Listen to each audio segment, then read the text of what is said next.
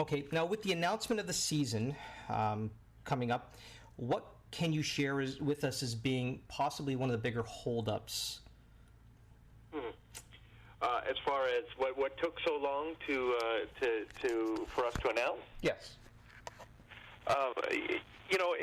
This was something I dealt with on a couple of different interviews. Okay. We have, but yeah, I mean, it's a really good question because El Rey always wanted it. It was never a question of whether or not El Rey wanted a second season. It was more about how were we going to pay for Lucha Underground Season 2 at the same quality, at the same level of quality that Season 1 had. We have investors from Mexico who helped sort of fund some of the overages in Season 1.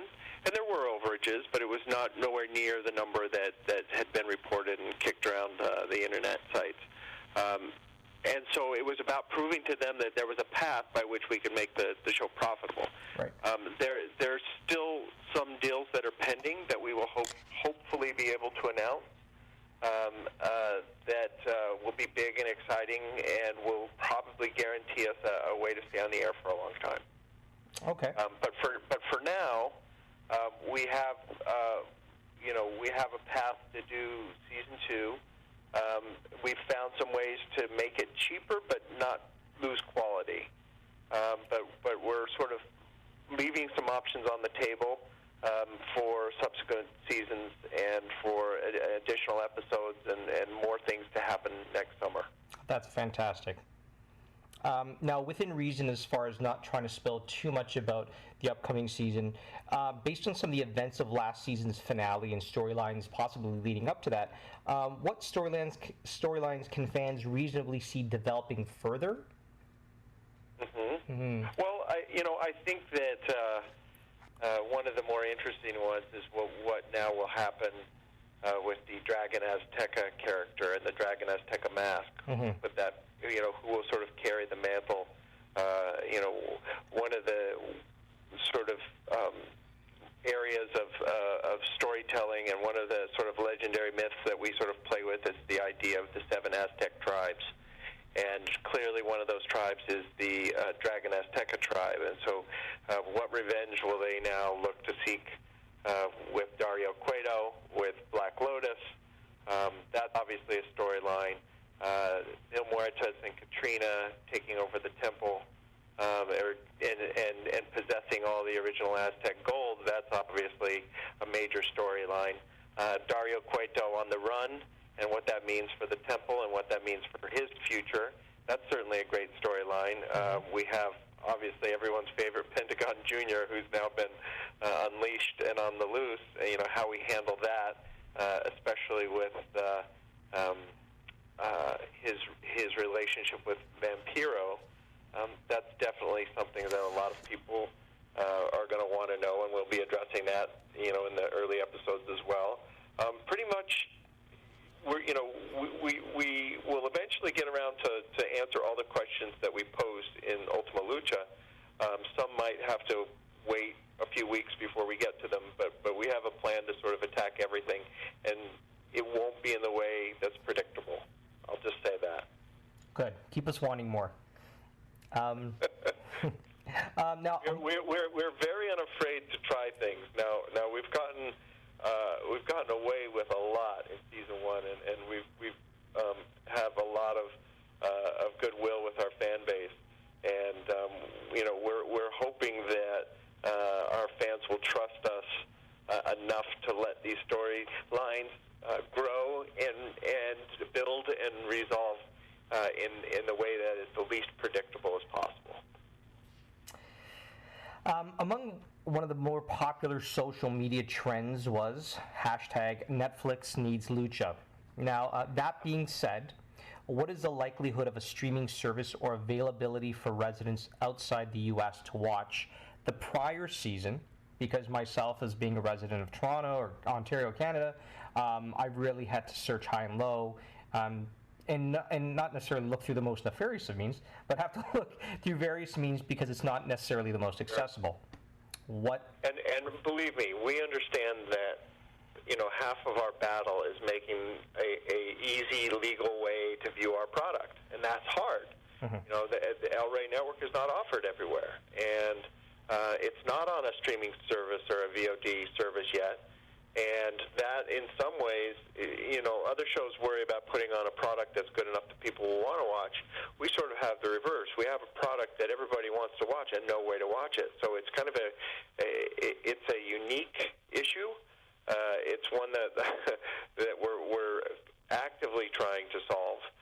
I don't have anything official to announce, but I can tell you that there are some very ongoing negotiations and conversations happening with video with a video on demand service. So I can't announce anything officially, but we certainly are still in the discussion. Okay. No. I know that's kind of like, this kind of sucks. I wish I could tell you. I know your hands are tied, and you can only say so much. My hands are tied, but I will tell you that that's not a dead end by any stretch. Okay. Well, that said, we have to have a follow-up when we do have official things to announce. Then, Eric, right? How's the show now? How has the show evolved from its inception to the season finale? And how can you see it developing over the course of the next season?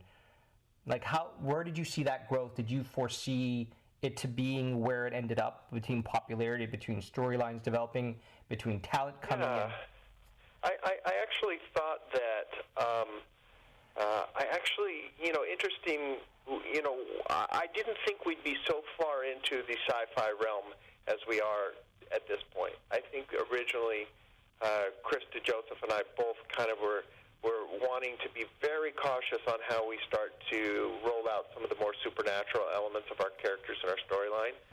We wanted it to be user-friendly and feel familiar at first. We knew we were pushing things with the style of vignettes that we were shooting, and that would take some adjustment period. And so we didn't want to lead with a bunch of crazy stuff right out of the shoot. We wanted to slowly build and dole that stuff out slowly and gauge the audience reaction. What we found is that, in a lot of ways, it's a more honest portrayal of a TV show. Even though we have embraced the full theater of it, we're not trying to play this sort of wink and a nod game with our audience, saying, "Yeah, we'll pretend like this is really happening if you pretend like this is really happening." And I think that was probably the biggest shift and risk that we took. And it was definitely kind of it was definitely something that we were nervous about, and we were very pleased with the level to which our fans almost encouraged us to step on the gas in that regard. They loved the fact that we weren't trying to copy the paradigm that the WWE presents their shows with, or that TNA presents their shows. That we were trying to do something that was kind of out there and a little bit fantastic, and not so grounded in reality. And the response has been great. So I think we'll continue to push things that level. But to answer your original question, I think we thought that we would feel more traditional still at the end of season one, and then it wasn't until the end of our season where we started doing things like Drago turning into a fireball and transforming into a dragon, and Mil Muertes being resurrected, and killing Bale, and doing these kind of crazy things. Once we saw that the audience had an appetite for it, then we kind of stepped on the gas. Now, with the inclusion of talent, both past and present, from notable promotions that have crossed the realm, both through North America and all over the world, what would the likeliness be of a cross-promotional type storyline? Would that ever be entertained? Something, not... I guess it would sort of deter... look, a lot of our guys are working on the independents, and they work in AAA, and they pop up in PWG. But as far as a mainstream crossover, it's a little tricky because it's sort of, it begs the question, whose world are we living in? Are we living in Dario Cueto's world, or are we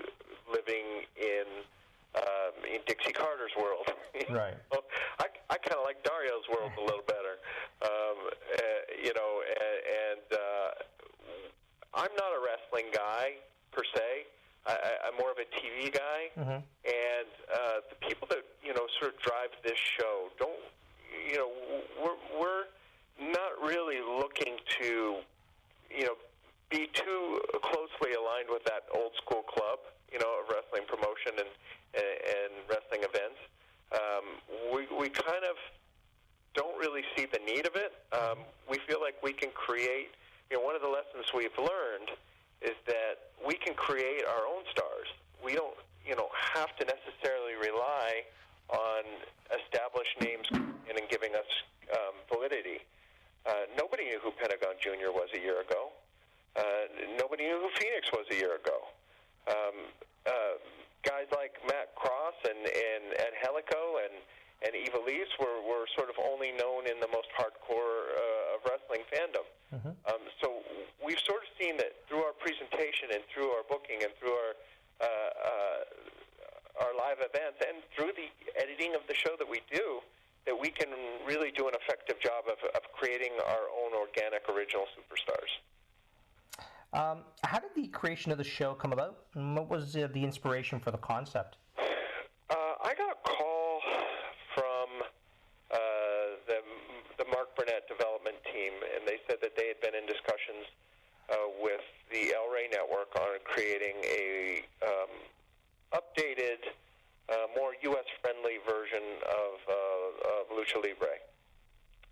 My experiences really had been in reality television, but it had crossed over into the wrestling world because I had done the Stone Cold Steve Austin version of Tough Enough. I'd done Legends House for the WWE. I'd done a lot of sort of fighting combat shows like The Contender and Bully Beatdown and things like that. And so within the Mark Burnett family, I'm kind of the guy that they call whenever they need a show where people are fighting. For better or for worse, I've sort of got that little niche covered. And so, I was sort of, I learned. I'm a quick study when it comes to sort of subcultures and the way things work, and yet I had never really ventured into, putting on our own promotion. So there was a lot of different people that were contributing early on, both from within the wrestling world and from outside and more in the television world. And so it was really my job initially for the first several months was just trying to pull everybody into the same page and sort of find the common ground and to try to get everybody to share the same vision. And it was tricky. It was really hard. And it took several months and it took several episodes of taping before we all started to see what was working. But the original idea came from the Factory Made Ventures, which is sort of Robert, one of the. Let me stop and correct that. Let me see. The original concept came from the Rey Network. One of the original shows that they wanted to develop was a Lucha Libre product that was a little more updated and a little skewed, a little younger, and was sort of made for maybe second or third generation Mexican Americans. Okay.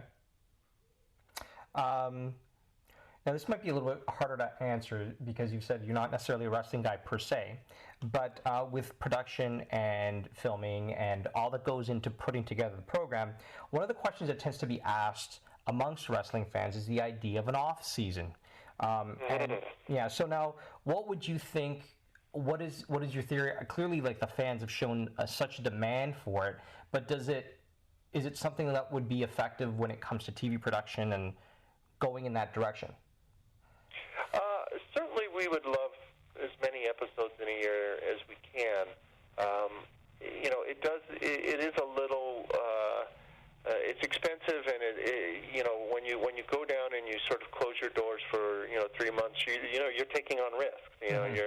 You've got risk with your location, you've got risk with your cast, you've got risk with your crew. It's much easier to keep the same exact crew if you're paying them 52 weeks a year. But we're also, sort of our motto is, put the money on the screen, and we don't really want to build a huge bloated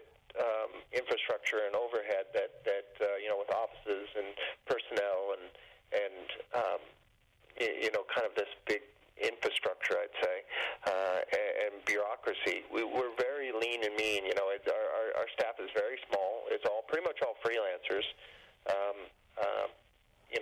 Who love this kind of thing and who want to do this kind of thing. We don't have pay-per-views to build to, and so our motto is that we can put on something every week that WWE or TNA or Ring of Honor, who are building to pay-per-view, they can't give away the good stuff for free. Right. And so that's kind of our competitive advantage. We're like every week there's got to be something that people are talking about. We have to sort of our only chance for survival is to keep people talking every week. And without we noticed even in the build-up to Ultima Lucha, things were progressing slower than we wanted, than we were used to, I would say, because we were actually building to sort of a main tentpole event that we wanted to have happen. But for the bulk of that season, we were having stories beginning. We were having stories start. We were having stories intensify, and we were having storylines resolve all in the same week. And we weren't all. We were able to sort of play with the life cycle of the different storylines, and so that every week there was something great you were going to see. Makes sense or not? No, it does. It does. I know you can't divulge too much on casting for the coming season, so this is more of a casting question. Well, I can say we're looking for more females, and okay. we'll be signing more female luchadoras, because I think that's one area where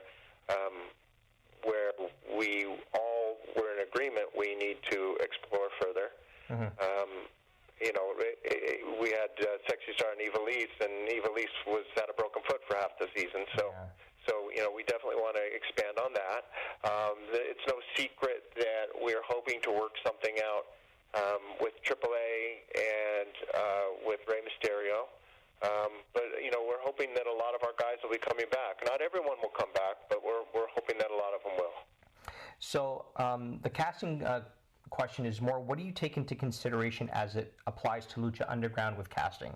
Is it you're looking for a very Latin feel? Because there's more, it crosses, whether ethnicity doesn't necessarily play a part in that. So with your Willie Max and your Brian Cages and we don't. So it would be sort of. It would be slightly hypocritical, I think, to just say, we have to only have Latin talent. Mm-hmm. Obviously, we want people who can lucha, who are familiar with the style, because at our core, in our name, it's Lucha Underground. So we look for versatility. We look for guys, if they're not trained classical lucha style like a lot of our AAA guys are, we at least want them versatile enough where they can work lucha style. That's why guys like Prince Puma and Johnny Mundo and even Brian Cage to a large extent are extremely valuable to us, because they can go with anybody. They can go with the American wrestlers, and they can go with the lucha guys, and they can and everybody looks great. And so we obviously look for some versatility. Personally, I kind of like the guys that don't fit the mold. Guys like the Willie Max, guys like the Matt Crosses, and the people who don't fit, the sort of what you would almost consider the WWE standards. Yeah. We're not trying to compete with them. We are trying to compete in the areas where they are not. Wrestling storylines have to resonate with an audience, and oftentimes in other promotions they don't. But to what can you attribute the connection the storylines have had with the Lucha Underground audience? What is it that stood out? Well, I think it's our presentation of our character pieces and our vignettes.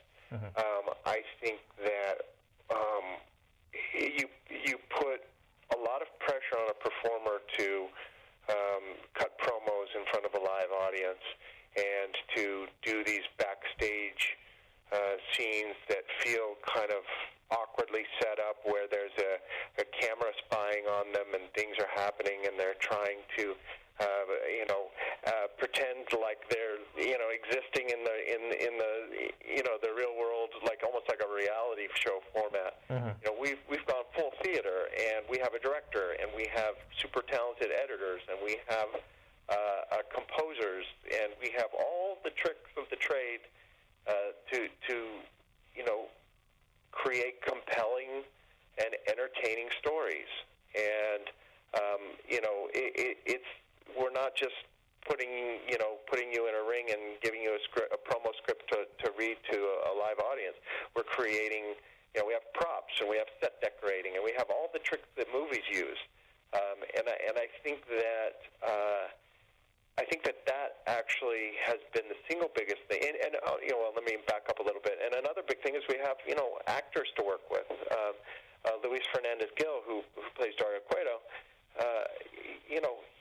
he makes everybody a better performer. He makes everybody. His job is to be a good actor. It's not to be a wrestler. Mm-hmm. And he's a great actor. And and we're grateful that we have him. He makes everybody more believable because he's so good. And so I just think that it's we're doing something that is familiar yet different. You're watching a dramatic show like you would watch any other drama series on television, and it just so happens that it's about wrestling. And so we're putting less burden on the actual wrestling performer to be convincing. Okay. That makes sense? Yeah, no, it does. It does. Now, the next question, I don't want it to be as though I'm trying to ask for dirt, because that's not by any means what I intend on doing with this next question. Sure. So as I frame it, please bear with me.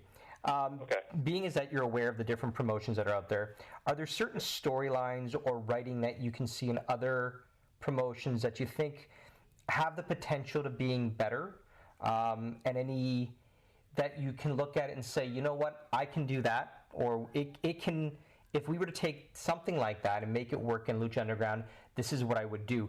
Is there anything that you've seen, either past or present, maybe? A storyline? I will tell you this, and it's the God's honest truth. I do not watch wrestling. Okay. I don't watch Raw. I don't think I've ever watched an episode of TNA. I think I watched one time. I've never seen an episode of Ring of Honor. I have no idea who the star. I couldn't tell you who the champion is of any of these groups. I don't watch it. Okay. My role is not to get caught up in what other people are doing. And I can tell you that Chris watches very, very little. Chris DeJoseph, very, very little wrestling, and his team.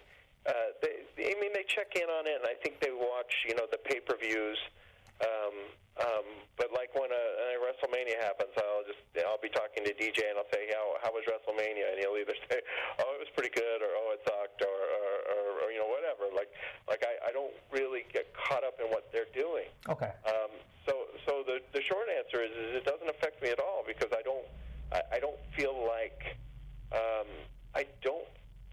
that will make our show any better by watching what they're doing. That's a great answer. Last couple questions, and I'll let you go. Now, what does the balance of 2015 and now moving on to 2016 have in store for Eric Van Wagenen and Lucha Underground outside of the season premiere? Oh, wait! What does what have in store for me? So, what does the balance of 2015 have in store for you and for Lucha Underground? Well, I think we're starting to build back up in the temple in Boyle Heights, and we're excited to be back there. There were some concerns that we wouldn't be able to pull it off, but we are. We're going to be back in the same building. We will be shooting starting either in November or December, and we will be back on the air in early January of 2016. We are extremely excited to pick up where we left off. I know that the cast is even more excited than we are, and we're really hoping that we're close enough where there's a few things that we're hoping to land on the business side in the next couple of months that really should keep us around for a while. And I think once we all cross that, we'll all sort of breathe a little easier, and we'll all be able to make a little more permanent plans for our future. Personally, I'm also working on Mark Burnett's The Celebrity Apprentice, which is gearing up with our new host Arnold Schwarzenegger, and that will be shooting in the spring, probably after we finish shooting Lucha Underground. And was there anything else you'd like to share, encourage, promote, advocate for wrestling fans, for Lucha Underground fans, means of ways that they can connect with you if they were interested to? I know you did your Reddit, your AMA Reddit. I think I think we keep an eye out for some cool things that El Rey is planning to do, ramping up to our season premiere of season 2. I think we'll be obviously re-airing the season in blocks, and we will most likely have some second screen elements that we'll be able to share with our hardcore fans. I would say that support the El Rey Network as a channel. I think they're one of the few networks on television that really is trying to redefine network television or cable network television and do things differently. And we take their cues from our network and support El Rey. They are a great channel, and it's a great. They have been instrumental in everything that you like about Lucha Underground.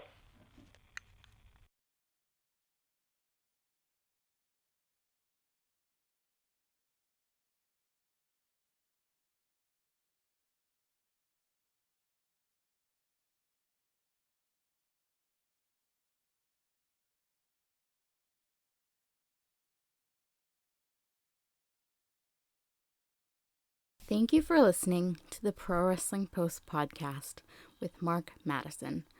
We'll be back very soon with another great interview. You can always check our website, www.prowrestlingpost.com, for more content. Thank you, and see you next time.